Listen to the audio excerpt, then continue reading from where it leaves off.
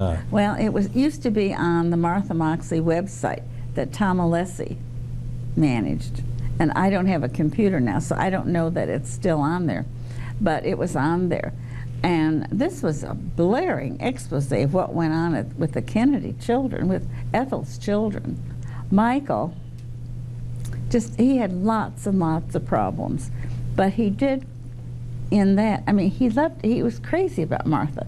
And he said in that book proposal that he really wanted to go and maybe Martha said she'd see him the next night and he was hoping he could just get a kiss. I mean, he admitted that he was very infatuated with Martha. Dorothy Moxley, a delightful person to speak with. You know, she lives in New Jersey now, but she's here every day for this appeal here in Stamford. And we, of course, will be here tomorrow when Mickey Sherman is back on the stand being cross-examined. So for now, Al Terzi live with the mobile newsroom at Stamford Superior Court. Thank you, Al. You can watch the entire one-on-one exclusive interview with Dorothy Moxley on WFSB.com. Just click on video. The man accused of stabbing a mother of 4 to death sits behind bars tonight. This, as the family tells us, the victim's second oldest son witnessed her attack. In court today, Patricia Austin's oldest son held back tears as the judge set bond for his mother's ex-boyfriend, Gary Dillon. A neighbor, Deborah DiPietro, knows Austin's boys well and says they never liked Dillon. They just didn't care for him. They didn't like him from day one. Okay. But the boys are nice kids. The boys are between the ages of 15 and 20 years old. The judge issued a protective order for all 4 of Austin's children. A teenage father is charged with assaulting his 2-month-old son. Detectives say 18-year-old Casey Collins confessed to shaking the infant last Wednesday at this apartment complex because he became frustrated with crying. During the incident, the infant fell out of his hands, landed on the floor, and then lost consciousness. The infant is in stable condition at Connecticut Children's Medical Center. Now to a Channel 3 early warning weather alert. A live picture from our Middletown city cam. The Connecticut River has crested well above flood stage. You can see the Harbor Park restaurant there, but the sun finally came out today. And there are more sunny days ahead, we hope. Let's check in with Chief Meteorologist Bruce DePrest in the Early Warning Forecast Center. Hi, Bruce. Irene, hello. We got a lot of sunny days ahead, but for now, that ocean storm isn't quite done with us yet. We had sunshine breakthrough for this afternoon, but now you see more clouds are rotating back in from off the ocean across eastern Massachusetts, Rhode Island, and into Connecticut. And we look at radar, you can see there are some showers over eastern Massachusetts right now. But if we get anything, it's just going to be a couple of sprinkles. And you know what? This is the last of that ocean storm. Once those clouds clear away, we are going to see sunshine for many, many days. And in fact, it's going to warm up to almost summer-like levels. More on the big warm-up heading our way in just a few minutes. Thank you, Bruce. FEMA comes to the rescue in Connecticut. Governor Jody Rell says the agency's preliminary damage assessment team arrived at the state's Emergency Operations Center today. By the end of the week, there will be about 15 FEMA team members here to assess the flood damage. If federal aid is approved, the assistance may take the form of either grants or low-interest loans. And now to a story you saw first on 3 construction workers at Hartford Public High School are back on the job. The $100 million project came to a halt after contractors say they were never paid. Tonight, the deal hammered out to get construction back in action. Channel 3 Eyewitness News reporter Teresa LaBarbera is live at the mobile newsroom with that story. Teresa?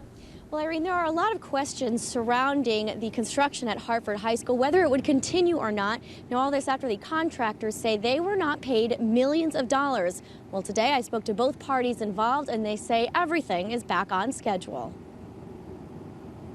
At Hartford High School are back on. Workers stopped for a day after the Floor Corporation, the project's general contractor, sent the city a notice of intent to stop work. The reason? An unpaid bill of almost $4 million. According to Hartford Mayor Eddie Perez, there was a discrepancy in the bill. Bookkeeping folks were the ones that pointed out that there were things like as simple as math errors. And if there are those kinds of things, we want to make sure they get done right before we pay. Both sides met to hash out the problems. Today, the city paid $3.85 million for the work already completed. That keeps them out of the red until next month. We've been paying on school bills as the bills come in, and we've been doing that appropriately. But a problem still remains. According to the spokesman for the Floor Corporation, the money paid covers the local subcontractors, not the corporation. They say they are still owed $1.5 million. Now, the city will owe $660,000 for next month's construction. Now, once the project is complete, the Floor Corporation is asking that they are paid their fee, which is that $1.5 million. For now, we are reporting live with the mobile newsroom. Teresa, LaBarbera, Channel 3 Eyewitness News. The Department of Public Health has a warning for you. What you need to know to make sure you're not eating fish that could be contaminated. 21 stranded seals make their way to Mystic Aquarium. Stick around. We'll introduce you to each one of them. You're watching Channel 3 Eyewitness News at 6. Eyewitness News is everywhere, covering news in Connecticut. Houses go tumbling down. People evacuated. But water isn't the only threat that can send these homes over the edge. Tonight at 11. Covering news in your town. This is Channel 3 Eyewitness News at 6. Eyewitness News is everywhere in Connecticut. A murdered teen was laid to rest today. 18-year-old Christopher Cook was buried this morning at the Mountain View Cemetery in Bloomfield. Police found his body last Tuesday in the trunk of a car at a Hartford towing yard. His stepfather, 38-year-old Calvert Ray, has been charged in that murder. Police say Ray and Cook's mother were in the middle of a divorce. Caught after confession, a man goes from applying to become a state trooper to facing sexual assault charges. State police say John Wesley Van Allen admitted to sexually assaulting a 6-year-old girl during a polygraph test for the job. Police say the 38-year-old from Winstead said he was working as a Marine Corps recruiter in 2000 when the incidents happened. Authorities say Van Allen also worked as a custodian in the Region 7 school district. Well, the state's Department of Public Health has a warning for you. Do not eat fish caught in the 5 Mile River in Killingly. That's because mercury contamination was discovered last month near Putnam Road in the Dayville area. This is video of the cleanup, and it's unclear how long the mercury has been there. School security is top priority at UConn's campus and stores right now in the anticipation of the start of spring weekend. State police are holding DUI checkpoints in and around Stores campus. Police will also have their breath alcohol testing mobile unit as a tool to test drivers.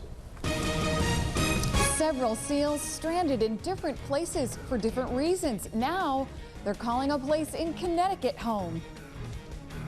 Clouds are rolling back into Connecticut right now, but don't worry, they're not going to stay around for very long. Eyewitness News is in Woodstock this evening with your early warning neighborhood forecast, and that's coming up next. Some stranded seals are calling Connecticut home now. Mystic Aquarium is helping 21 of those young seals. New tonight at 6, Channel 3 Eyewitness News reporter Dan Kain takes us to Mystic. We've never had this many animals come at one time, and it took a lot of scrambling to try to get things together, but we're there, and everybody's so far doing pretty good. Okay. These are all young seals of 3 different species. There are gray seals, harp seals, and one hooded seal. The harps and the hooded seals are actually ice seals that come down from Canada. They're all young animals, probably a year or less. And it's a number of different reasons why they strand. Sometimes they were left by mom a little early. Sometimes they have parasite problems, or they have bite wounds from interactions with other animals. And some of them just need a little more education on how to live in the wild. And as for emotional involvement? I used to years ago, but over the years you learn to try to not get too involved. And in fact, we try to keep our staff from getting involved, because it's easy to really develop a little fondness for these animals, but we have to recognize that they're wild animals, and we're trying to put them back where they belong. And that was Dan Kain reporting. Some of the seals will be back in the ocean in a matter of weeks, but for others, it'll be a matter of months. Now, Channel 3 Early Warning Weather, powered by Early Warning Pinpoint Doppler, tracking weather in your town and everywhere in Connecticut. 80 degrees? Yes, 80 I gotta see this. I gotta feel this. He's been doing a little dance over here every time you have 80 up on the map. Yeah. That sun this time of the year is very, very strong. Just give it a chance, and I think it's going to hit 80, and that's going to happen early next week. This weekend, it's going to be in the 70s. All right, so that's not bad. A nice weekend to just get outside. All right, let's check out the very latest on the Connecticut River. And here we're going to use Channel 3's early warning pinpoint Doppler. We're focused right in on Middletown, where the flood stage is 8 feet, and right now it's at 14.68 feet. So it crested just a little bit below major flood stage, and it's slowly receding right now. Let's go up the river toward Hartford, where flood stage is 16 feet. Right now it's 22.62 feet. And in Hartford, the river just crested below moderate flood stage. So at least the water levels are going down, but it's going to take many, many days before the river can go back down below flood stage. There's our live city cam in New Haven. Here, looking a little bit cloudier than it was maybe an hour or two ago, as this ocean storm is pinwheeling a little bit more moisture back into the state. And checking out our live city cam in Hartford, where we have mostly cloudy skies right now, but it's dry, at least for the time being. Maybe just a couple of sprinkles as we head through tonight. Groton is 53. The air is dry. The humidity only 28%, but we still got that northerly breeze at occasionally over 10 miles an hour. And the good news is rainfall, none today. And temperatures right now in Sleepy's pinpoint weather at 55 Storrs, 56 Norwich, 53 Groton, 51 Old Saybrook. Coolest readings in eastern Connecticut, where the clouds are thicker. Torrington is 60, Waterbury is 60, and Meriden and Enfield still a very pleasant 64 degrees. I thought it would get into the 50s today, but it managed to get into the 60s with that strong April sunshine.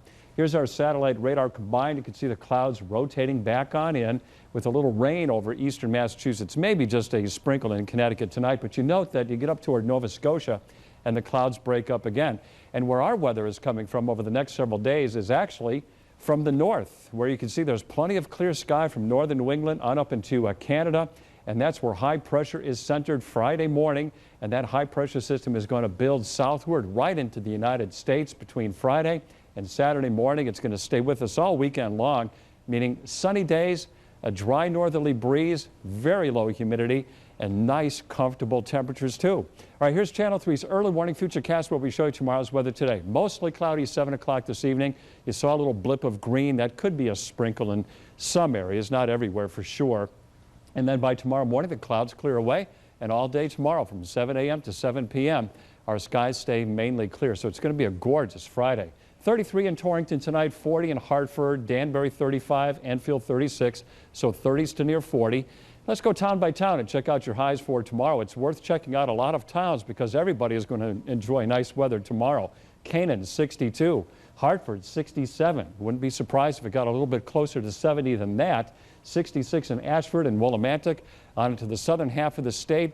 A northerly breeze most of the day. It may go onshore during the afternoon. Before that happens, mid-60s. 66 in Chester, though, 66 in Durham, New Haven 66, and a very pleasant 67 in Monroe. All right, here is your 7-day forecast. Saturday, Sunday, low to mid-70s with mostly sunny skies. The mornings will be cool. Then Monday, there it is, 80 degrees, partly sunny and breezy. Cooling down Tuesday, Wednesday, and Thursday with a chance for some rain on Wednesday. But many, many days of dry weather ahead. Exactly what we need. 66 tomorrow and Saturday at the shore, and 65 on Sunday with a sea breeze. Kevin, Irene, back to you. Thank you. Campus crackdown, Yukon Spring Weekend kicks off tonight, but law enforcement is ready and waiting. And cats have stress too. Learn more about an ancient technique being used on modern day pets tonight on Eyewitness News after Shark. Hi there. Tonight, a story of especially high interest to women. We'll tell you what's behind a promising decline in breast cancer. So that and more tonight on the CBS Evening News. We hope to see you then. Now, Eyewitness Sports with Joe Zone. Can A-Rod be the hero again? A single probably wins the game, the 1-0. Driven deep to center field. Going back, Sizemore, still back. See ya! Another walk-off home run for Alex Rodriguez. A 3-run shot, and the Yankees win 8-6.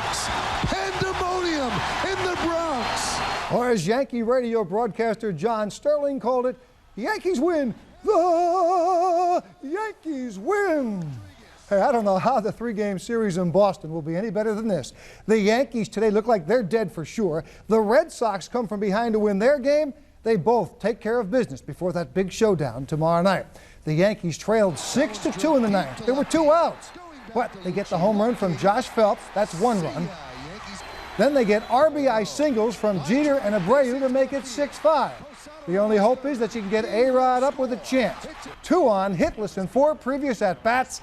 Gone. The 3-run walk-off homer. The Yanks score 6 in the 9th to win it 8-6. A-Rod has 10 homers and 25 RBI in 14 games. Best start in American League history. Hey, a tough call for the Sox today, too, against maybe the best pitcher in the American League, Roy Halladay. David Ortiz with a chance, but right here he grounds into a double play, gets them out of trouble. The Sox scratched out a run and led Halladay 1-0. Julian Tavares looking good until Frank Thomas knocked one out, a solo shot, 1-1. And then it's still 1-1 in the 6th, and then this. Alex Rios, a 2-run homer off of Tavares. Toronto led 3-1. Halladay out of the game in the 8th. Sean Markham in. A guy on for Manny. And there it is. His first home run of the year. That's a 2-run shot. It made it 3-3. The Sox get a run in the 9th to make it 4-3. Jonathan Papelbon pitches the 9th. The Sox with a big come-from-behind win heading home for the 3-game series with the Yankees. Hey, did you see what Mark Burley did last night? The first no-hitter of the season. The White Sox pitcher allowed just 1 walk to Sammy Sosa, and he was picked off, so he faces the minimum 27 batters. The White Sox beat the Rangers 6-0. Burley 1 walk away from perfect, but baseball's first no-hitter. The Hartford Wolfpack got themselves off to a good start, a win last night in the first game of the AHL playoffs. It's just a good time to be jumping on the Wolfpack bandwagon because with the new management in, who knows where the Pack will be playing next season. Nice crowd, though, for that Wednesday night game in Hartford. They score 2 runs in the 2 goals in the 3rd, 2 in the 4th, and they go on to win it. They will be back home tomorrow night for Game 2 of the playoffs. Baseball's in. That's springtime. Wow. Springtime is finally here in weather. Right. We're thinking about spring. We're thinking about baseball, obviously. Yes, we'll check out these temperatures one more time. 67 tomorrow, 70s over the weekend, and 80 on Monday.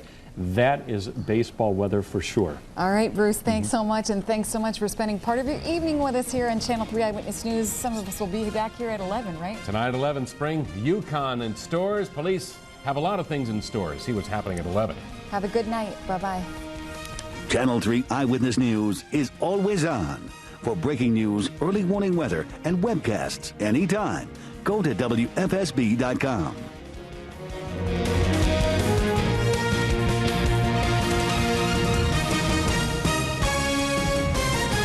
Your child in danger, a gunman in the classroom, how to survive a massacre like Virginia Tech.